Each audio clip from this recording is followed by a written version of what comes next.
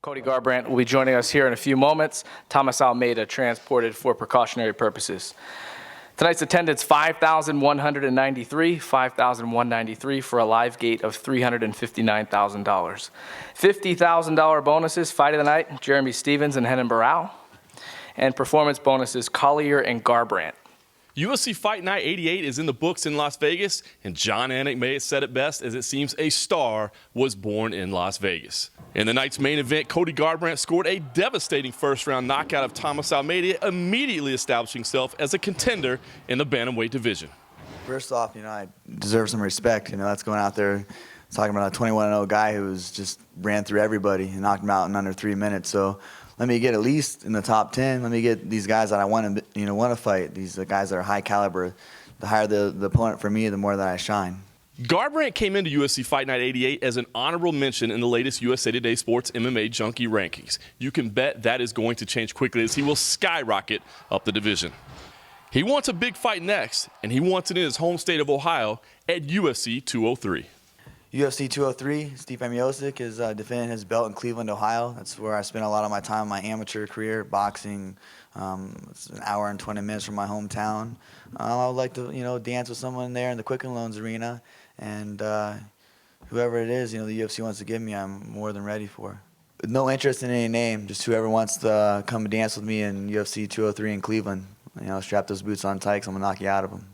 Meanwhile, in the night's co-main event, Jeremy Stephens picked up a big win over former UFC bantamweight champion Renan Barão.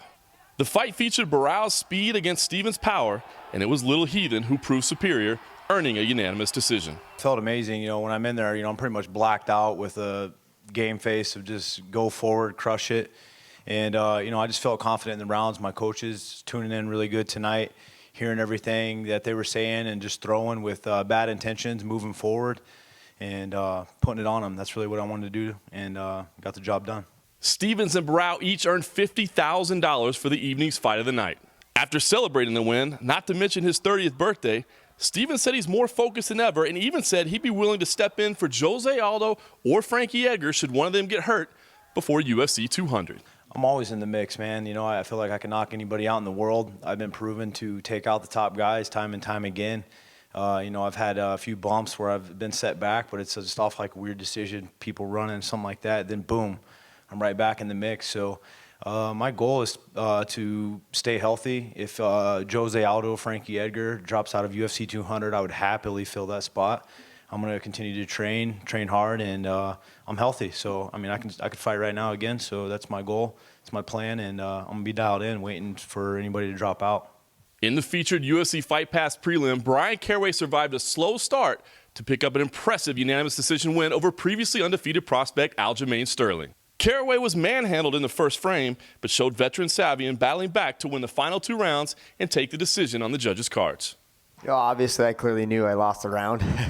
And I just beat, I had great corners, Coach Robert Falls, Misha Taylor, Nick Sick, and I just need to switch up game plans. I was kind of waiting for him, trying to fight his style a little bit, waiting for him to shoot and not imposing my will. And, round 2, I came out and imposed my will. I said, this is my, this is my ring, my octagon, this is my style. And I'm going to bring the fight to him.